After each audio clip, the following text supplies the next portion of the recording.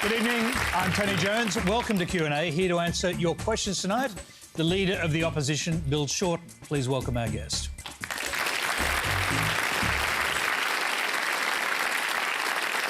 Thank you. Now, Q&A is live on ABC TV and radio at 9:35 Eastern Standard Time, and you can stream us live on iView, YouTube, Facebook and Periscope. Well, the opinion polls were crucial when Malcolm Turnbull replaced Tony Abbott. Now Labor is well ahead in the polls, and our first question comes from Jonas Condes. Hi, Bill. Hi. Despite the latest news poll out today showing support for Labor over the coalition at its highest at 54 to 46%, you've consistently trailed Malcolm Turnbull as preferred Prime Minister. My question is, what do you think do the Australian public see in Malcolm that they don't see in you, and does this bother you? Well, short answer is no, it doesn't bother. But I do recognise that Australians are a bit frustrated with politics as usual. One of the reasons why I've been looking forward to coming onto this show and hear your questions is we've got to break through business as usual in our political system. So I'm looking forward to a chance tonight to talk about issues that are important to you. In terms of the next election and Australians, my view is that if we focus on the policies which affect people's lives, the rest will sort itself out. That's why I'm pleased that my United team's been putting out its ideas in this term of opposition, and that by the next election, I think from housing affordability right through to jobs to the environment, I think people are going to like what they see on the Labor offering. OK, I know why you didn't do it, but the question really was about you and Malcolm Turnbull. You didn't really address that. You just said no. Oh, no. Well, let me just ask you this. When he took the leadership, weren't you concerned that Malcolm Turnbull would occupy the centre ground of politics and actually steal Labor voters away? I think it's fair to say that when Malcolm Turnbull rolled Tony Abbott, I thought my job had got a lot harder. And I think in the initial months, Australians were quite excited. And I thought my job had got harder because I thought this Malcolm Turnbull was going to take action on climate change. We might even become a republic. We might have that debate. We might be fed income on marriage equality and the way to get there. But I think what's happened is that Australians have progressively become disappointed and more disappointed because he simply doesn't run his own party. And these days, in my opinion, much of what passes for government policy are just truces negotiated between delicate balances in the government between warring groups. So I did think he would be a harder proposition. By contrast, I think that the more that Australians have looked at our policies, and they had a good look at the last election, we didn't quite get there, I acknowledge, but I think they liked our focus on healthcare, on jobs, on education. And ever since then, we've been talking about issues which have been put in the too hard basket for 30 years. Reforming of negative gearing. There was a very powerful show on Four Corners just before this show talking about the challenge of housing affordability. We're talking about reforming taxing multinationals, making them pay their fair share. And most recently, we've taken the position in terms of trusts to make sure that we can close down some of the tax loopholes which the very wealthy avail themselves of. Bill, we're going to get to a lot of these issues, so let's go through some of the individual questions on different subjects. First one's from Luke Hansis. Hi, Bill. Thank you very much for coming in to speak with us tonight. Now, my question is in light of the recent citizenship crisis in Parliament surrounding Section 44, subsection 1 of the Constitution. The idea of holding a referendum in an attempt to remove it is once more becoming an attractive proposition. Is it still necessary in a multicultural society like Australia? And why won't the Labor Party cooperate with the government in referring its MPs with potential dual citizenship claims to the High Court for clarification on this matter once and for all? Thanks, Luke. There were two parts to your question. The first one, briefly, is it necessary to have this section of the Constitution and should it be reformed? First of all, it is the law as it stands. If the government wanted to talk about amending the law to avoid some of the farce we've seen, we're up for a constructive conversation on that. Although if we're amending our Constitution, I've got a couple of priorities ahead of the eligibility of parliamentarians to sit in Parliament. I would like us to see to have proper reconciliation with our first Australians and enshrine a voice for Aboriginal and Torres Strait Islanders in our Constitution. I would also like to see us start having a debate about having an Australian head of state. OK, we're going to come to both of those issues during the course of the show with individual questions, but just stick to the point about this one. Well, should there be a constitutional referendum on this issue? Yes, I think that we could work with the government to come up with something to help resolve it. Whether or not it's a law or changing the Constitution, I could work with the government. But in the meantime, I think there are other changes which are more important to the Constitution. I mean, we've had this law for 117 years. Most people haven't fallen foul of it. So because some people haven't necessarily done their homework, to be fair, some of them mightn't have known, but it's been there for 117 years. It doesn't come as a surprise. And that goes to the second part of the question about should the Labor Party refer its members to the High Court for resolution. We have a vetting process in the Labor Party. There was a series of MPs and candidates who were scrubbed in elections in the late 80s and early 90s. That put a lot of us on notice that you had to go back and check if your parents were born overseas or your grandparents. Whether or not we think that's a fair thing, that is the law as it stands. So I've been a bit surprised that the government sort of tried to start saying everyone's at fault here. We've got a screening process. So, Bill, is there a cloud over your own citizenship status? Because that's being now questioned, and you've got a Liberal minister actually calling you a hypocrite because you haven't released the documents that show that you're not a British citizen. Well, under this Liberal government, they would put a cloud over me every week. If they can't put me in jail, then they're saying that I'm an agent of New Zealand last week. And now this week they're trying to say I'm some sort of British agent. Not that I'll ever get to play 007 before you go there. We don't think that we live in a nation where if someone makes an accusation, you've got to run and prove everything that they say. There's got to be... So do you have the documents? I mean, can you release them if necessary? Well, first of all, this is an important issue. I know I renounced my British citizenship. I was born here. Dad was from the northeast of England. But I did the research and you find out you get citizenship through paternity. So you go and renounce it if you want to run for Parliament. It's the basic rule. So you've got the documents? We've done all of that, yes. You've got the documents? But let's go to this... Hang on, just this quick one, because this goes to Angus Taylor's thing. Yeah, well, that's what I wanted to go to. Are you going to release them or not? Well, just because a Liberal makes an accusation doesn't mean the rest of us have got to put our hands up and start searching through the filing cabinets. We haven't actually demanded that any Conservative or anyone else produce their documents. They've referred themselves to the High Court. They know they've got a problem. We've got an honour system. And this is an important issue. It may seem a bit obscure at first glance, but it's a good chance to explain it. In America, we've seen what happens when you have fake news. They keep making allegations after allegations. Barack Obama had to produce his birth certificate, and then they said it was a fake. You know, like, some people are never going to be satisfied. So you're not comparing Angus Taylor to Donald Trump, are you? No, but I'm saying... It's not a birther crisis we've got here. Well, I'm saying... I just want to know if the documents exist. I am actually joining the dots. If we live in a nation where Conservative interests can simply just repeat an allegation with no substance and you reverse the onus of proof that somehow you've got to contort yourself, that's not the way it works. I don't believe in majorities referring minorities to the High Court.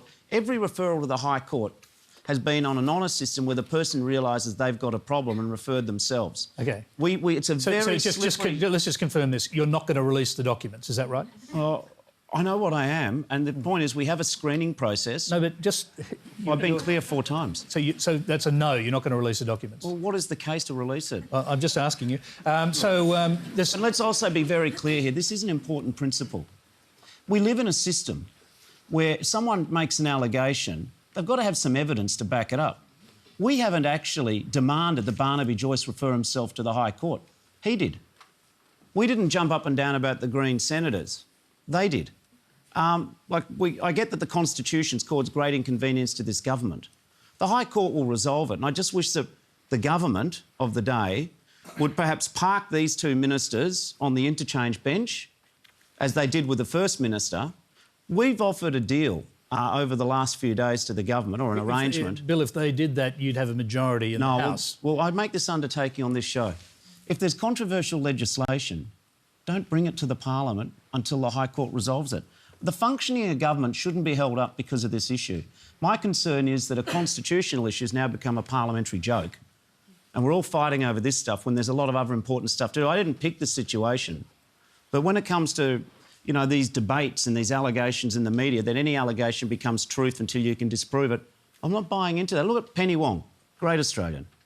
If she has to start, you know, because people have got different surnames, all of a sudden on the internet you start giving into these accusations, then every nut job, you know, is as credible as everyone else.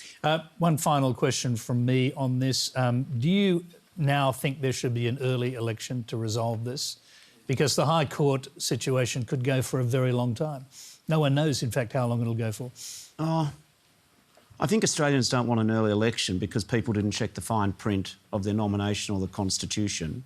What I think would be good, though, is if the government didn't try and ram through some decisions which are controversial when they're relying on votes of people for whom we're not sure if they're eligible. And when the Senator Canavan found out that his mum had made him an Italian, as he says, they parked him as a minister. They said, all right, we'll step aside. But now it's in the House of Reps. Somehow, we didn't set the government standard. They set it for themselves and they've decided that's too onerous. We just want one set of rules. And in the meantime, we're offering Mr Turnbull and the government, if you've got controversial items, we can park them and everything else, we'll work together with them so we're not making a big issue. All right, let's move on. Different question. It's a video question from the Children's Party in Melbourne, Victoria. We are the members of the newest political party in Melbourne, the Children's Party. Our party unanimously supports marriage equality. This was the view of the big majority of kids our age. It is important for the views of the young to be counted on this topic. We think if people over 85 can vote, who might be the most conservative, then so should the under 18-year-olds, who might be the most progressive. What do you think? Well, that was really good. So what do you think? Well, I think that was pretty impressive what they did. We don't want to give the vote to 9 to 12-year-olds, though, do you? I don't think that's going to happen anytime soon.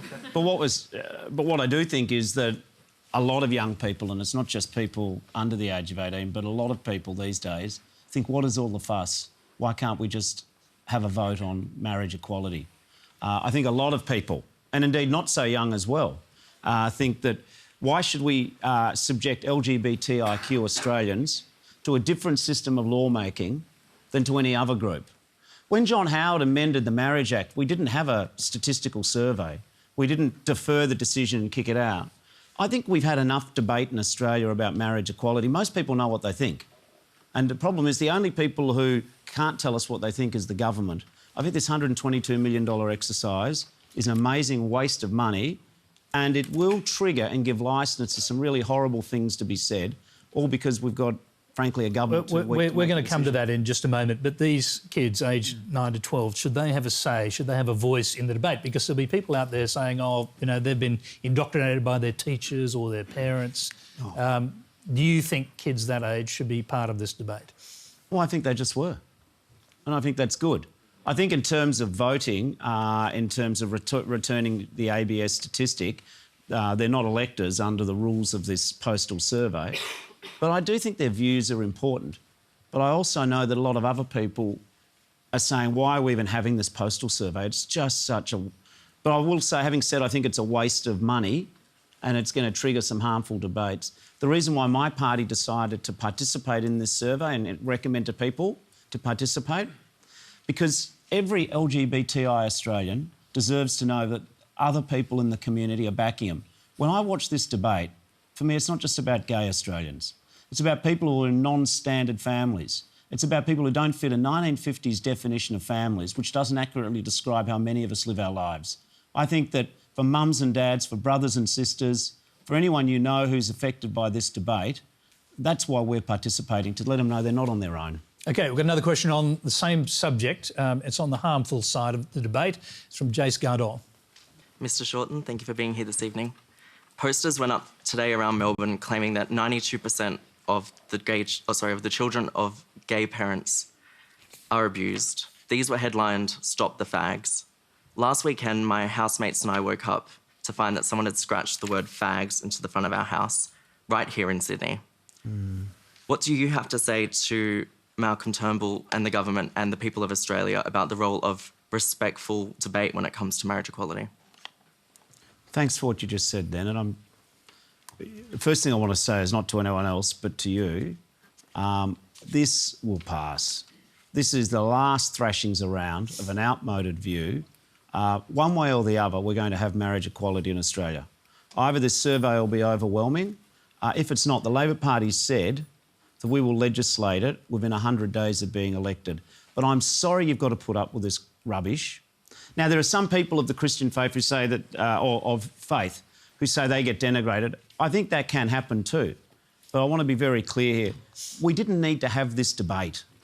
And everything we've said could happen is beginning to happen. I saw those ridiculous posters in Melbourne. I've seen copies of leaflets. My office gets abusive phone calls from people who've got some really unpleasant views about other Australians. You know, your sexuality is your business. I think that if you should be able to allow the person you marry, you should be allowed to marry the person you love. And we'll just back you. And I think one way or the other it is going to happen, marriage equality. And I just ask everyone, just look after each other in this. And I will also say, you've got till Thursday to enrol. Do you know over 400,000 people have already corrected their details? Something like 35,000 people have enrolled, all because of this. So I think that's a positive sign. Please take that when you're putting up with some of the rubbish you put up with. OK, next question, same subject, or similar subject anyway. Christian Katsanos. Thank you, Mr. Jones. Mr. Shorten, I'm a musician who provides my services at weddings. I fully respect and accept LGBTI Australians as human beings and absolutely condemn those despicable posters and other such things as happened to the previous questioner. I have a very deeply rooted belief that marriage is between a man and a woman by nature and definition. Why are you so determined to deny me my right to have a say on this issue which profoundly affects me and my freedom of conscience? Well, when you talk about your say, you're going to get asked your... First of all, thanks, Christian, for saying that. And when you say denied your say... Well, the Labor Party are opposed to having a plebiscite. If you were in power, this would be passed without asking Australians like me what I think and feel. Well, we will ask you what you think and feel at the next election. And if you find this policy sufficient reason to vote for another party, that'll be your democratic right. We will run on a whole platform of issues across a whole range of issues. But what I don't accept is that this is a plebiscite. This is not a plebiscite which is this is not a vote. What this is a statistical survey. You're being asked your opinion. You can give your opinion in opinion polls now. You can give your opinion by, just as you've done, quite clearly elucidated your view here. I just don't think we should spend $122 million on this. And the one thing the government's never satisfactorily explained, because there is no satisfactory explanation, is why on this change to the Marriage Act are we having a survey when we've changed the Marriage Act upwards of 20 times in the past and never bothered to ask anyone? We don't ask people on a whole range of issues to survey their opinion because we have a Westminster parliamentary system. So I'm being very honest and upfront. I think that laws should be changed in Parliament. The only time you have referendums is when you change the Constitution. And I don't like the idea that LGBTI Australians are subject to a lawmaking process which other Australians on other matters are not. We didn't have a survey on divorce laws in Australia. Bill Shorten, I'm just going to interrupt you, Bill Shorten, to go back to Christian, our questioner. Now, in your original question that I saw, you said you sang at weddings and you were worried that you were going to have to be forced. You were going to be forced to sing.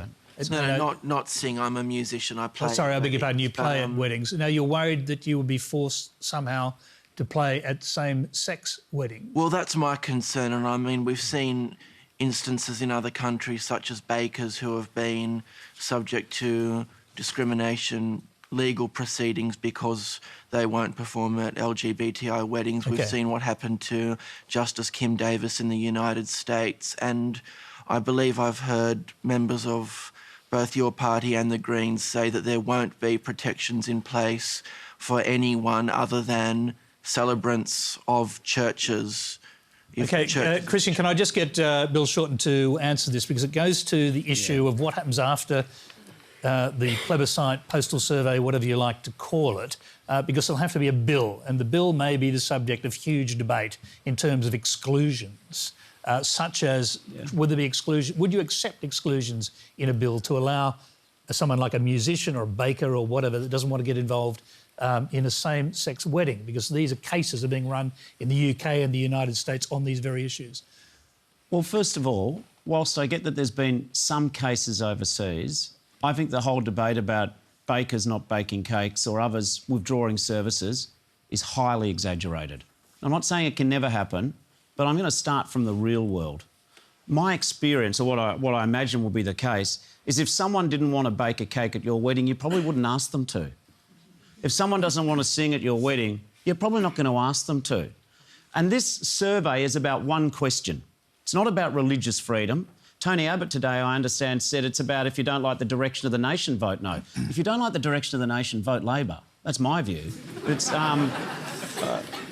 But in terms of forcing people against their will, we currently have anti-discrimination laws. So you're not allowed to just sort of say, I won't provide you a service because I disagree with your sexuality. We will have religious freedom in this country. It is a core value. But in terms of commercial services, they're governed currently now by anti-discrimination laws. This is a survey saying, do you want to see, we haven't seen the actual question, but do you support same-sex marriage or marriage equality? That's the only question being asked. OK, but beyond that, Bill Shorten, are you worried about the bill? No, I'm not, that will actually be put to Parliament after the survey if it's an overwhelming yes vote? The Parliament will work through all of the concerns about, you know, more theoretical than real, but I get that some people hold them, so you've got to work through them. The Parliament will work through these issues. I implore people, don't vote no because you haven't seen the bill, because, frankly, the government won't give you the bill before the vote. This whole survey and plebiscite is a tactic designed to delay marriage equality. And what I'd say to people who are worried about religious freedom, I'm the leader of one of the two big parties, it's a core value to have religious freedom. We will work through these issues. In my experience, the more tolerance you practice, the less intolerance you'll receive. And we learn from tolerance. You know, if we'd had this debate 50, 60 years ago, there would have been 4%, 5% of the population might have, if that much, would have supported marriage equality. I think a majority of Australians support it now. Like, once we realise that it's not all about hate, but it's about love, I think we'll work through these concerns respectfully. And I'd be very worried that people were voting no because of a theoretical argument constructed by the opponents of marriage equality who don't want you to vote yes at all. OK, made that point. We've got another question on a similar, related subject, from Kylie Lambert. Yes, Mr Shorten, on the weekend on the front page of the papers, we saw the announcement from the Catholic Church that they would take a very dim view of their employees who were in same-sex marriages, and specifically they mentioned teachers, doctors and nurses, and terminating their employment, which would financially cripple them. And they also mentioned not allowing same-sex elderly people married people to move into one of their aged nursing home facilities that they're running. You were raised a Catholic. I'm just wondering if you feel this is justified. Currently, thank you very much for the question, Kylie, and I get that there might be in particular people involved in employees of the Catholic system or other religious systems who are a bit concerned about this, and that's understandable. This argument exists now. Churches are allowed to discriminate on employment now if it's not consistent with their faith. So to the extent that this is a problem, it already exists. Whether or not you vote in this survey on same-sex marriage doesn't change the law. This is already the law now. And to take it to the second part of your question about aged care, I do think, and I have got an opinion, I do think it's mean if you split up a couple who've been in a loving relationship and they need aged care, but that's just my personal view. And I suspect that there are, in the 180,000 people who work in Catholic Ed, there'll be some people who are in same-sex relationships now. So I understand the debate. I understand it's an issue, but it already exists. It's still going to exist regardless if you vote yes or no in the marriage equality survey. So I just say to people, one issue at a time. Religious freedom is a value in Australia and it's respected. There's law already in place to deal with commercial services like we heard about Christians, or to do about education or other services now. Whilst I understand why the opponents of same-sex marriage are raising the issue, I think they should be upfront and say that that is an issue regardless of whether or not you vote yes in the survey, and I'm going to keep recommending voting yes. OK. Now, if you hear any doubtful claims on Q&A from Mr Shorten tonight, send a tweet using the hashtags FactCheck and Quanda. Keep an eye on our Twitter account, RMIT ABC FactCheck, and the Conversation website for the results. The next question comes from Mark McKenzie from the Council of Small Business. Thanks, Tony. Mr Shorten, your party of late seems to have engaged in open warfare with the small business sector. Recently, you've opposed changes to competition laws to make markets fairer. You've opposed the extension of tax cuts to small business owners with more than $2 million turnover, and that's turnover, not profit. And you've recently introduced or proposed tax changes to family trusts, which are going to hurt small business. Why has your party taken such a negative stance to the small business owners in this country and the 4.5 million people that they employ? Oh, well, thanks for the question. But we haven't. We don't have a negative attitude about small business. We've got a view about a range of the government's proposals, though. Let's go to the tax cuts for companies. This government's proposing to reduce the corporate tax rates in Australia from 30% to 25% for all companies, starting with small businesses, but moving up to multinationals, moving up to the big banks. What we've said is that we support reducing taxation for companies with a turnover of less than $2 million. For the record, when you say that we're against 4.5 million people, 83% of all small businesses are covered by the tax cut that we're supporting. So that takes a fair chunk of that number out the way. When we talk about our reforms we're proposing to family trusts, that affects a very small percentage of small businesses. So I do appreciate the question because we can deal with some of the government sort of rumour machine.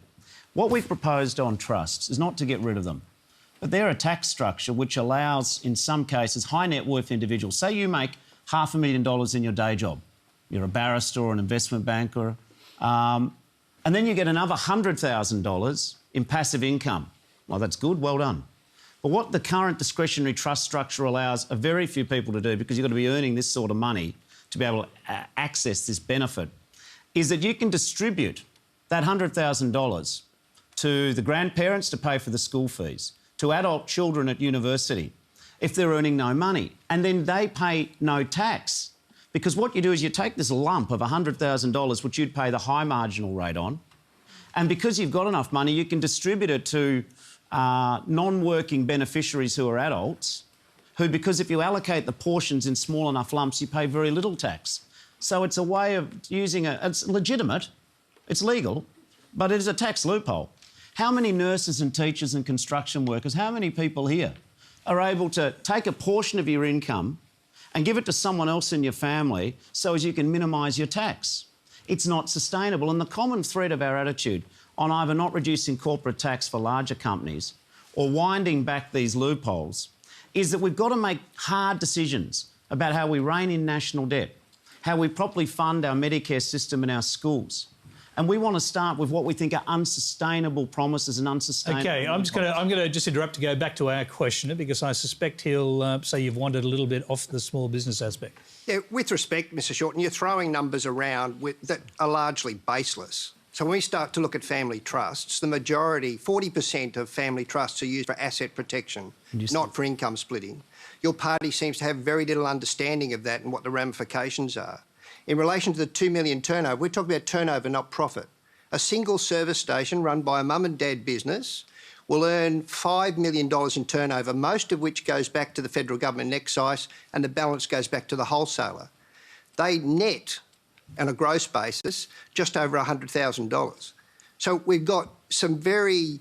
OK, Mark, that's quite a good example to throw back to Bill Shorten, so let's do that. Well, Mark... and did you say you're with the Council of Small Business? That's right. I've met with your representatives and some of you, and, you know, clearly COSBOA, which is the union for small business, has said they don't like what we're doing, and that's fair enough. If it's fair enough, does that mean they've got a point about the turnover? No, it's fair enough that they've got a different point. 2 million turnover doesn't mean 2 million profit. No, but I was going to go to the first part of what Mark said. Mark said I'm throwing numbers around. Actually, that's called evidence. What we say about sustainability of affording corporate tax cuts is this government and this nation takes... the total cost of corporate tax cuts is $65 billion over the next 10 years. If you take $65 billion out of the budget, what's the plan to either replace the income or what services you're going to cut? The idea of reducing taxation is OK, but you can't just reduce taxation without either having replacement revenue or by cutting services.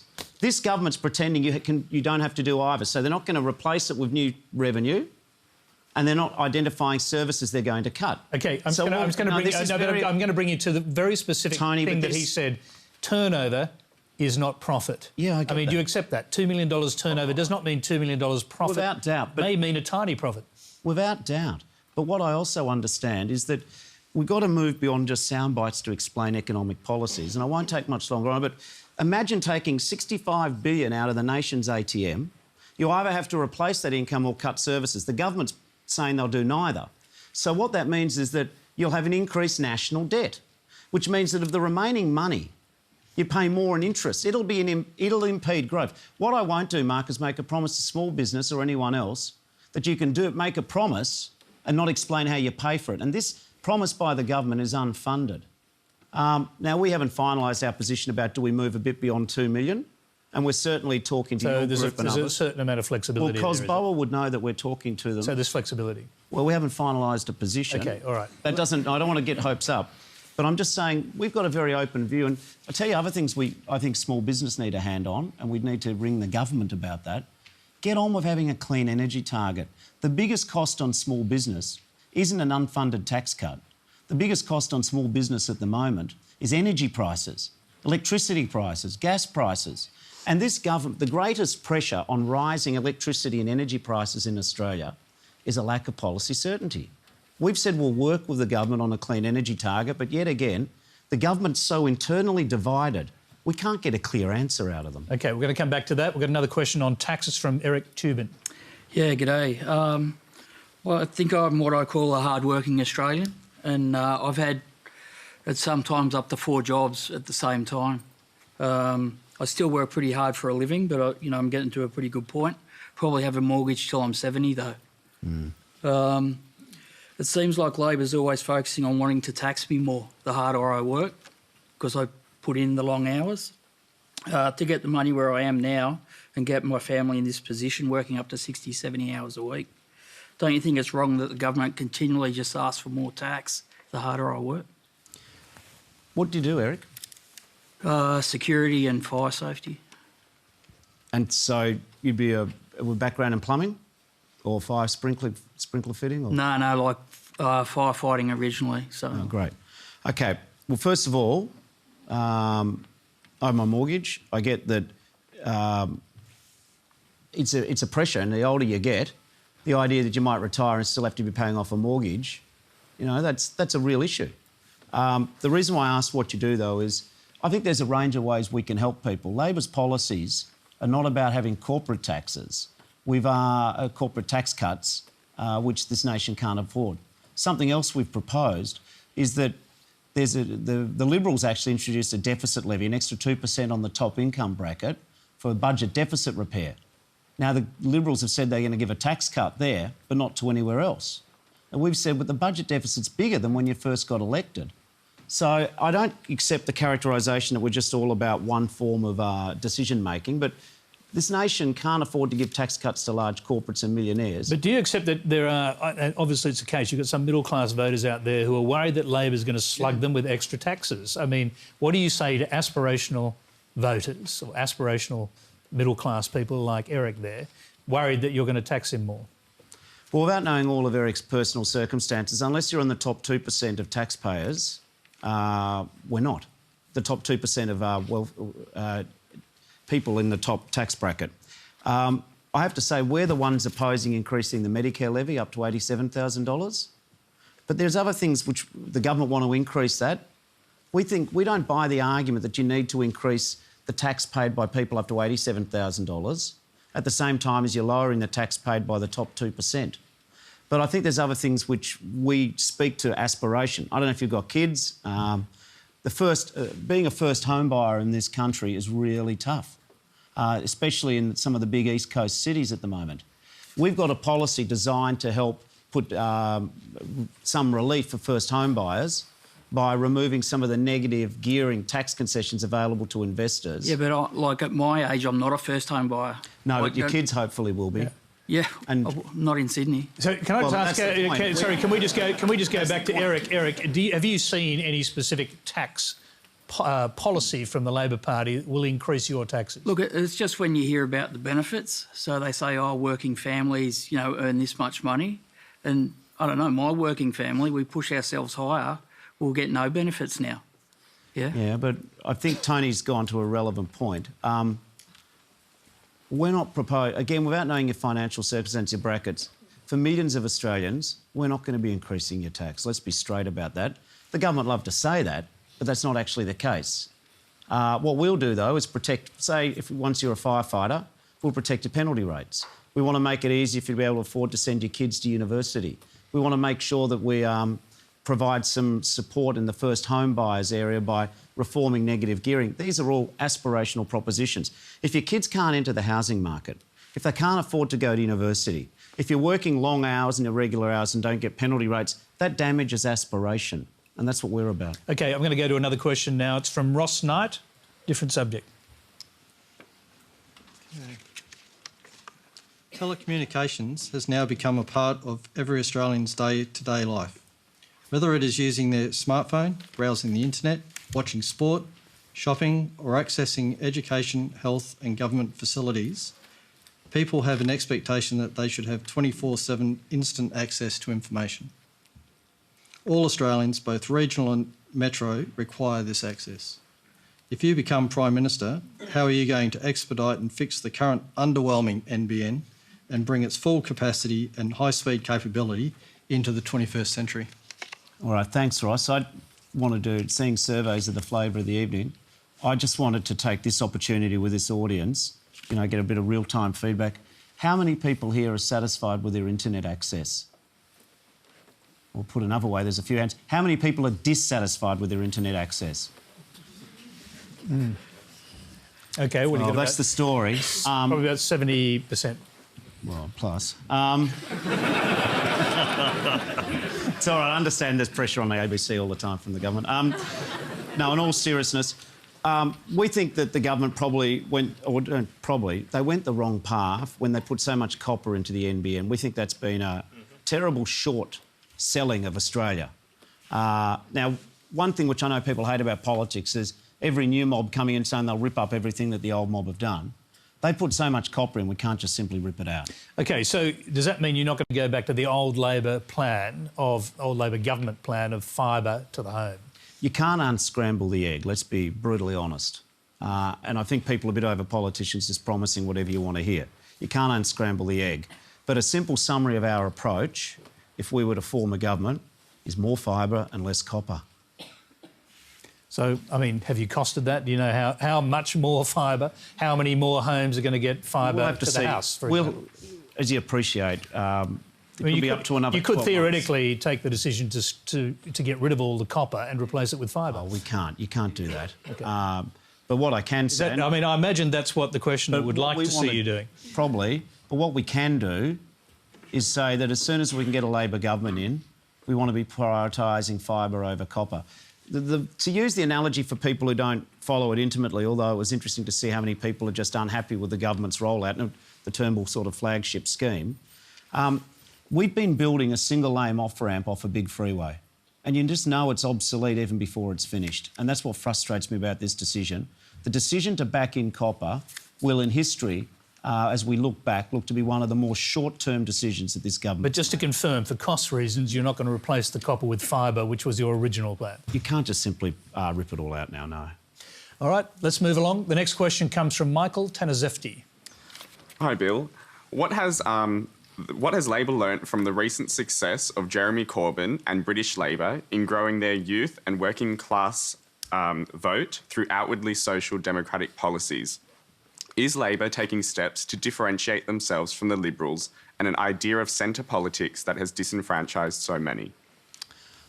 Well, Labor wants to repair the system. We don't want to tear it down.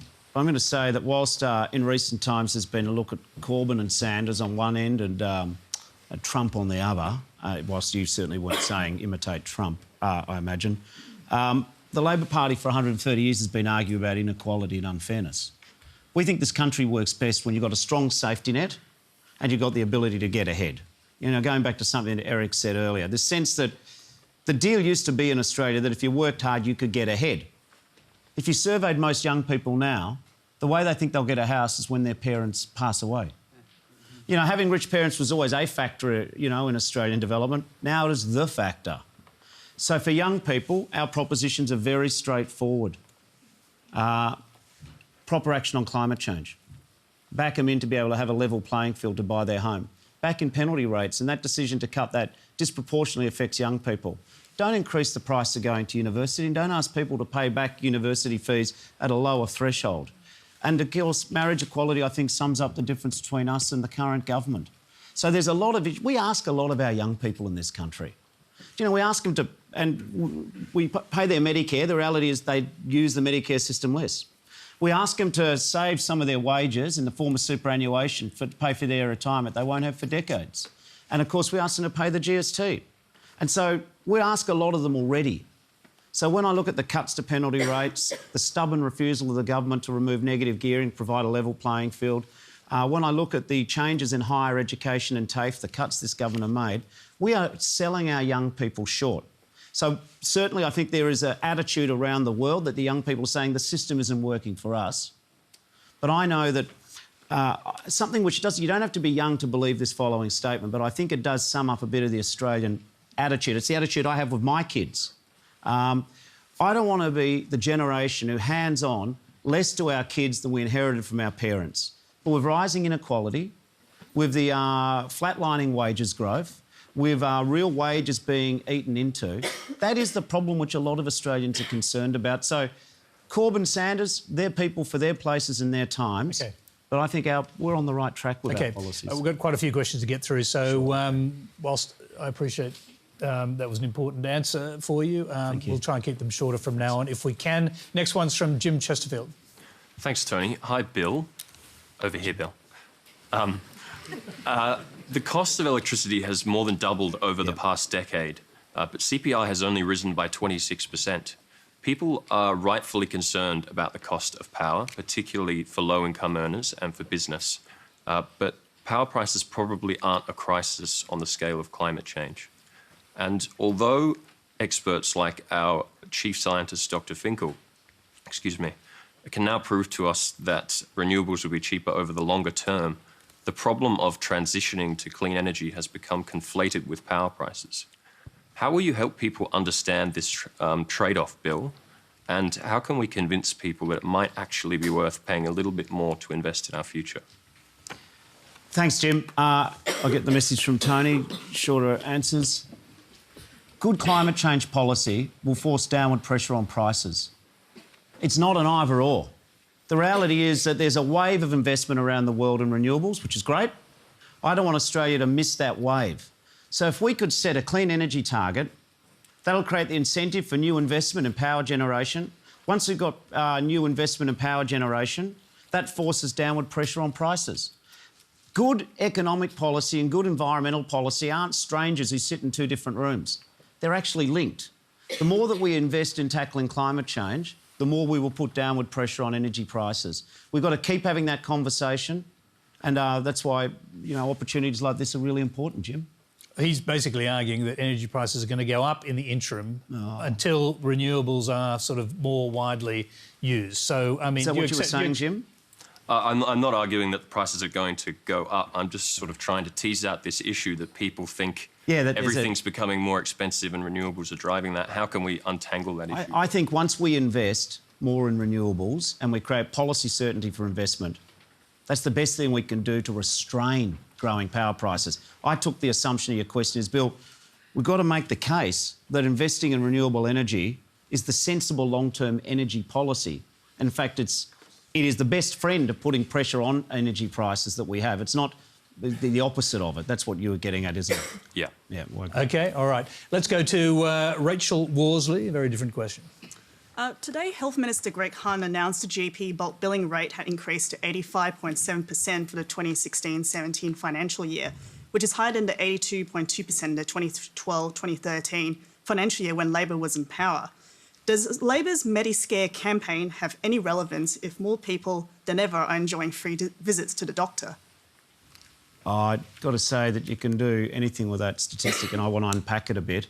What we've seen released is that the gap payment and going to the doctor has increased.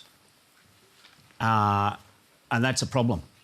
The government said that there was no problem with Medicare, yet the freeze, and when we talk about this freezing of the Medicare payment isn't what goes to doctors. What this government's done since they've been elected is frozen the patient rebate. When you go to the doctor, the Medicare payment, which has been stuck at the number it's been at for the last 4 years, that's the patient rebate. So what we've seen is a gap increase, more out-of-pocket expenses for Australians. Now, the government, Mr Turnbull, thinks that by talking about Medicare, somehow that fixes the problem. The reality is the freeze is in place for some items for the next 3 years. Put another way, what the freeze saves Turnbull is it saves him about $2 billion plus over the next 3 to 4 years. That's money which would have otherwise gone to patients and rebate and healthcare costs. So I'm sorry, I don't share the optimism of the Minister for Health. Let's just quickly go back to our question. Did that actually address the question that you asked? Probably not, because I wanted to know more about, if you're talking about Medicare and that Medicare is going to fall down, it's going to be privatised, you know, what is the point of that campaign? Yeah. Well, the government were... The point that she made earlier is if more people are going to the doctor... No, I don't... OK, I understood if that's true, what Mr Hunt is saying, then more people are going to the doctor now using bulk billing than when you were in power. Well, I don't buy the argument the government's putting. I got the question, and when the reference to Medicare, that's the sort of government argument that there's no problem with their cuts to healthcare. So I was going to the heart of the matter. But is Mr Hunt right or not that more people are using bulk billing now than under Labor? Oh, well, I'd have to unpack the numbers further than that, because what happens is... I was trying to unpack that particular number because that's the one in the question. Well, no, but you can't just pick one number without understanding. Does that refer to hospitals? Does that refer to GP clinics offering Medicare, offering bulk billing? The real issue is that there's billions of dollars that this government says it hasn't touched, which are not going to patient rebates, so they in fact have. They've frozen the payments for the last 4 years, and that means that the gap that people are paying has increased. And the more that you ask patients to pay for their healthcare and the less that you have the government paying for it, that's a problem. OK, move on. Still is a problem. We'll move on. Angus Gilbert has our next question. There he is. Mr Shorten, I'm 18 years old and I live in the best country in the world. When you were 18 in 1985, the government owed $22 billion, or about 9% of GDP. Today, the figures are $350 billion, or about 18% of GDP. Now, I'm afraid that as interest rates go up, interest payments will either mean reducing essential services or loans will grow and grow. Oh, sorry, debt will grow and grow. What will you do to save this and future generations from paying off debts that they didn't actually borrow? Thanks. And are you studying or working at the moment? Both. Good on you. OK, well, what we will do is that we won't hand out unaffordable corporate tax cuts. That will save $65 billion or thereabouts over the next 10 years. What we will do is reform the loopholes in negative gearing and income splitting for high net worth individuals. That'll save about another $54 billion. What we will do is we will reform the ability of millionaires to pay accountants to minimise their tax and then pay the cost, claim the cost of what you pay the accountant as another deduction by capping it at $3,000. Those three amounts save something like $120 billion over the next 10 years. We have got a plan to help put downward pressure on the size of the debt. What we'll also do on the plus side is we're going to... How much of the debt are you planning to pay off? I would have to see what the numbers are by the next budget, but I can, unlike the government, articulate $120 billion there. What we will also... You've got a target? I mean, do you want to pay off all the debt, which is what Peter Costello did, or do you want to pay off part of the debt? It's too early to tell without seeing the government's numbers before an election, but we are committed to the policies we said. But that's, if you like, reducing some of the tax issues and changing some of the tax profile. On the plus side, what we want to do is boost local industries. We want to create jobs. We think you can do that, which helps our economic growth. Our productivity is flatlining. Our wages growth is flatlining. What we'll do on the wages front is restore penalty rates arbitrarily cut. What we'll also do is start tackling the gender pay gap between men and women. by helping support test cases in childcare and aged care. These are industries where there's more women working than men, and as a consequence, they actually get paid less than equivalent industries. On boosting jobs, we're going to look at industries where we have comparative advantage. We've heard about renewable energy tonight, but it's not just that. Advanced manufacturing, food industries. There's plenty of local industries who are good success stories, and we want to help develop export markets for them. The other thing we'll do with jobs is twofold. We'll boost the physical infrastructure, better public transport in our cities, better connections between our regions and our cities. What we'll also do is boost the human capital of the nation, properly fund our schools, make sure it doesn't cost too much to go to university, and restore some of the cuts to TAFE so we have apprentices in the future. These are plans for economic growth. They're also plans for getting the budget back under control. OK, we've got a question, a very different subject, offshore detentions from Arash Boardbar. Thank you, Mr. Jones, and thank you, Mr. Shorten, for coming here tonight. I was a refugee before resettling in Australia about 2 years ago. I'm a full-time student studying engineering and working part-time.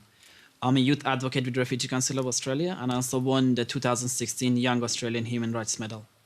I wanted to ask you, Mr. Shorten, what is your view on the recent remarks by the UN High Commissioner for the Refugees that Australia is not meeting its international legal obligation due to the detention of the asylum seekers, whilst this also was mentioned by the Special Rapporteur on the Human Rights Council? And how can such violation be accepted? Thanks. Thanks, Arish. Congratulations on your own accomplishments.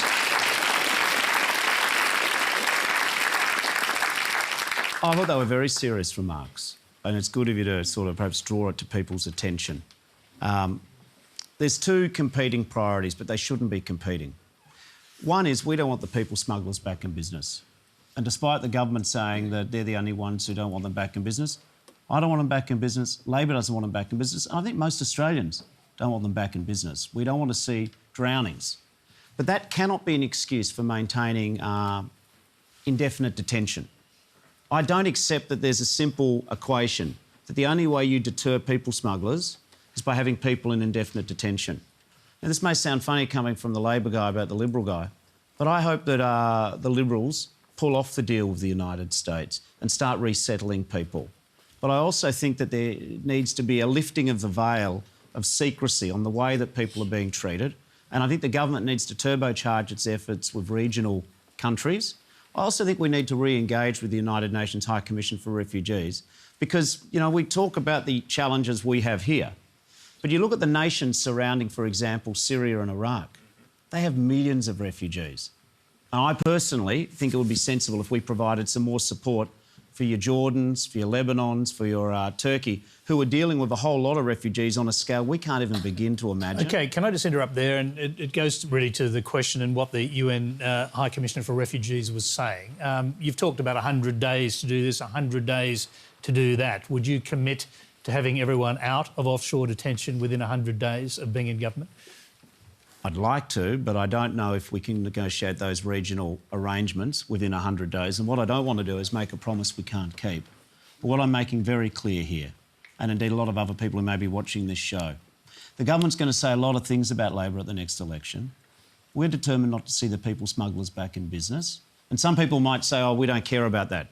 And maybe some people, they say, we don't want to hear that. Well, that's our view.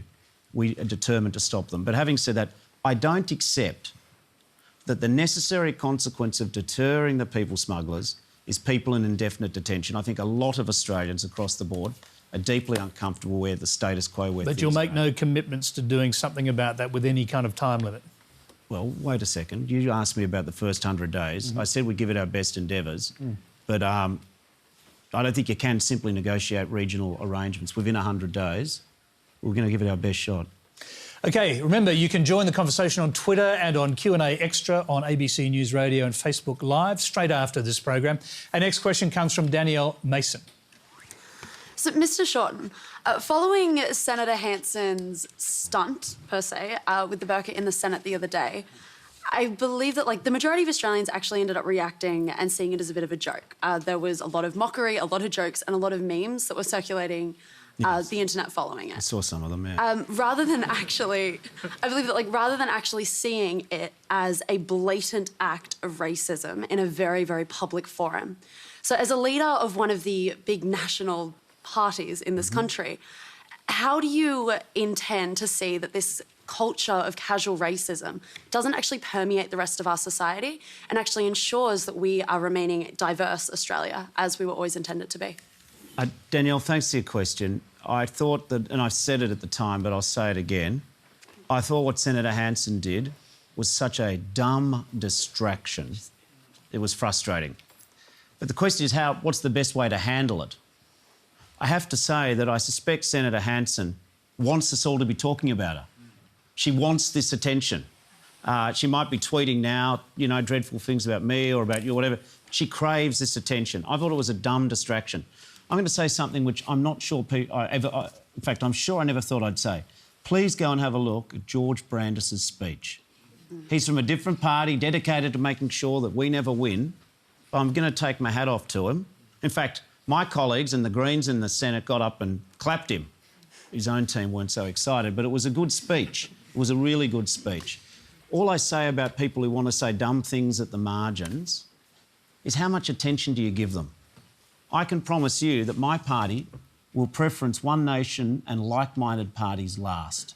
That's the best way you deal with it, at the ballot box. I'm not going to give them a lot more oxygen other than just, you know, repudiating it. And I think that's a sensible way to handle some of these people. OK, just a quick one, picking up the questioner's point. Was it racism? She said it was racism. Oh, I thought it was stupid. I don't think denigrating a whole religion makes any sense whatsoever. Let's be clear. The burqa is a pretty challenging and it's a different form of garb that we're used to. But just marching into Parliament, drawing attention to yourself, I thought that was dumb and disrespectful to a religion. But not racism? Well, what do you call it when you're disrespectful to a religion? Would you call that racist? I'm asking you the question. Bigotry? Bigotry? I don't know. I mean, I'm being technical, but I'm showing we've got no time for it whatsoever. And the other thing I've got to say is if it's about security, France banned the burqa in 2011. It didn't stop the tragedy. So our security agencies tell us time and time again, if nothing I've said about disrespecting a religion cuts any ice, if people think that she's just saying what everyone thinks and good on her, if that's what you think, I've got to tell you, the security agencies make perfectly clear all of the time that if you want to force people to the margins, keep attacking them, keep ridiculing some of their customs. That's not the way you make Australia safe. Yeah. All right, let's move on. Again, a very different question. This one on North Korea from Jessica Longmuir. I just have a quick question. Would you have agreed to support the United States with their promise to take military action against North Korea if provoked? Thanks, Jessica. We're in the ANZUS alliance. So if America gets attacked, we have obligations.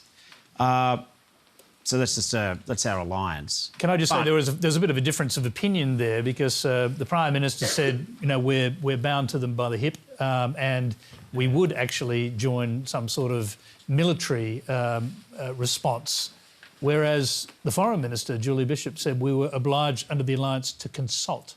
Yeah, they're very different things. So what would you be doing? Would you be joining the military action or would you be consulting? Well, we have an ANZUS alliance, but I think Julie Bishop's words were better chosen. What you need when you've got this North Korean nuclear program is you need, frankly, diplomatic solutions. Now, if North Korea was to take its own unilateral action against, you know, countries in the West, I think then the sequence speaks for itself. But having said that, when you're an ally, do you do them a favour by simply ticking the box and saying whatever you want in any circumstance? I think this is a time for considered diplomacy. And allies need to be putting pressure on everyone, just saying they've got to resolve this diplomatically. So I wouldn't have used Turnbull's words, no. I think Julie Bishop probably used more considered words. Our position is the best thing we can do as an ally is provide good counsel and advice to our allies. There's a role there for China to help talk to North Korea. It's a serious issue, let's be very clear. North Korea, nuclear armed state, provocative actions. But when you've got this sort of tension, a war of words, I'm not convinced, is the best way to go. If I was your Prime Minister, I would probably start with a more considered approach than just sort of amping up the rhetoric. OK, next question. Again, a different subject. Christina Lee. Thank you. I visited the Aboriginal Tent Embassy last week, and after talking to some of its representatives, I've come to agree that an Indigenous voice to Parliament is an important step in the right direction, depending on how it is structured and the scope of its role. Do you see this as a way to prioritise Indigenous issues, and how would it work? Thanks, Christina, and yes, I do. Some people say that recognising Australians in our constitution is a second-order issue. We've got to focus on one task at a time. I think this nation's capable of doing more than one thing at a time. And we've had this discussion at the start of this session about constitutional change. My priority would be to sort out recognising our first Australians in the Constitution instead of retrofitting eligibility for some parliamentarians to run for Parliament. The reason why I think we should recognise our first Australians and enshrine their voice in the Constitution is I don't think we can achieve true equality for all Australians without doing that. If we were rewriting the Constitution tonight, we would put our first Australians in the Constitution. So merely because it wasn't included in 1900 doesn't mean it should never be included. Now, what's been proposed by the Referendum Council, there was a group of people tasked with talking to Indigenous Australia and coming up with a question or a proposition, is they came back with two very simple recommendations, and one of which was, they said, enshrine a voice. Now, this doesn't mean a third chamber of Parliament before the Conservatives start their scare campaign. It does mean making sure that we can create a structure which can give policy advice to the Parliament to make sure that Aboriginal and Torres Strait Islanders are consulted before decisions about them are made. I think that's a very sensible principle. It would be a kind of chamber, wouldn't it? But one that gives advice rather than has an actual vote. In this sort of fevered environment of extremes, words are important. So it is not another chamber of the Parliament.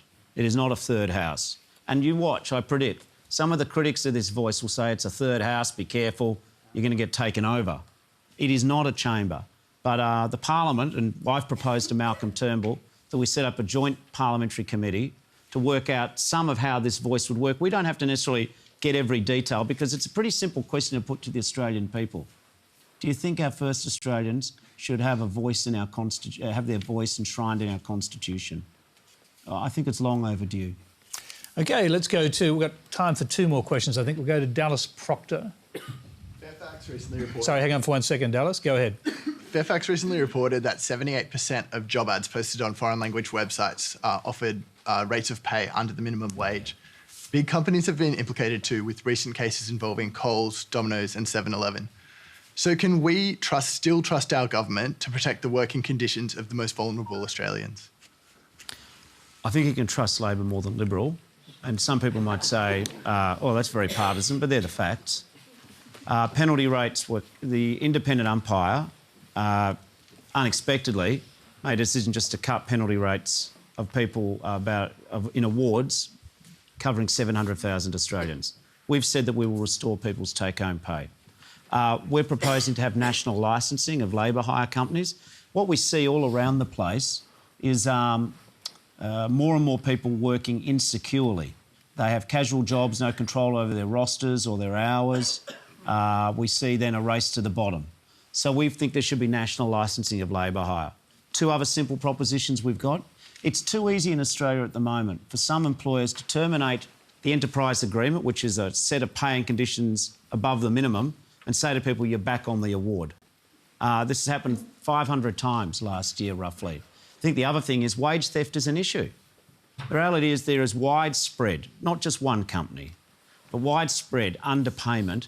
And you go to some of those examples with ads for people working overseas to be paid substantially under the award. You can't make this nation work if a proportion of the population's getting ripped off. You can't... People don't have money to spend in suburban Australia with the small businesses if they actually aren't making a living wage. The challenge in Australia is not to engage in a race to the bottom on wages, but rather work out a situation where people are paid reasonably and they're productive. So there's plenty in this area which we want to work on, and that's one of the reasons why I would say to you, vote Labor at the next election. We're going to go to our final question and just try not to give a little vote Labor at the next election. It's like putting up a little... I'm not going to say vote for the other mob. All right, OK, fair enough. James Fleet is our final question. Mr Shorten, you've said that you'll put the idea of an Australian Republican head of state to the people by the way of a yes or no referendum. Yeah. Why do it now? Oh, I'll do it by the end of... If we win the... OK, thanks for the question. Simple thing. I think after 200 plus years, we're ready to have an Australian as head of state. I think the great failure of the 1990 referendum was that John Howard sort of convinced the pro-republic people to have a debate about the model that you elect the head of state and whether or not you want an Australian head of state. So if I got elected at the next election, the Labor team, by the end of our first term, we would ask one simple question to all Australians. Do you want to have an Australian head of state? And once people decided on that, then in the second term, we would consult about the method. You'd have to do both, but one step at a time. This country, and I said it earlier, we're ready to have our own head of state. Doesn't mean that we don't like the Queen. She's excellent. Doesn't mean that we don't like our history. You know, our history is our history. I think we're ready to take the next step. Most countries around the world have dealt with this. We can still go to the Commonwealth Games, can still compete. I'm sure that the Queen will still like us. I just think that we're ready to be a nation. And I have to say, do I think that housing affordability is a more pressing issue? Yeah. Do I think energy prices are a giant problem? Yep. Do I think we need to take action on clean energy? Do I want to make sure that we get wages moving? Do I want to make sure that small businesses feel that they can get ahead? Absolutely.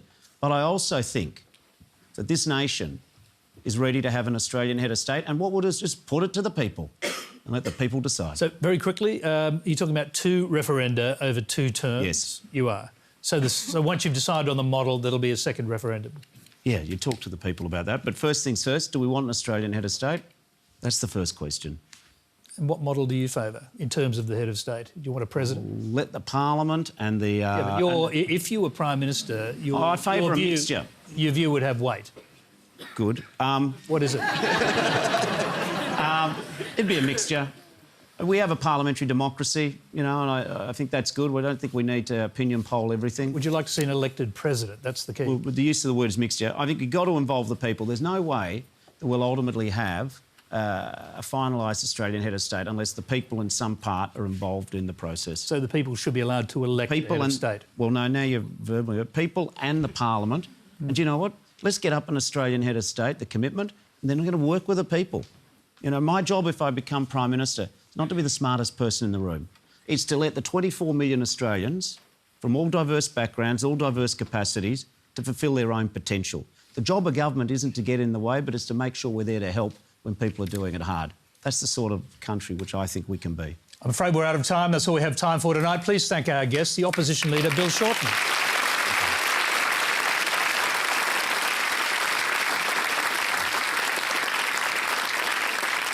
Thank you very much. And you can continue the discussion on Q&A Extra with Tracy Holmes and the Conversations Fact Check editor, Lucinda Beeman. They're taking comments on ABC News Radio and Facebook Live just as soon as we finish. Well, next week, Q&A will be joined by the Attorney-General, the much-praised George Brandis, the Shadow Minister for Environment, Water and Citizenship, Tony Burke, Tasmanian Independent Senator Jackie Lambie, Liberal Councillor Christina Forster, who is hoping her brother, Tony Abbott, will one day attend her same-sex wedding, and Indigenous singer-songwriter Dan Sultan. So until next week's Q&A, good night.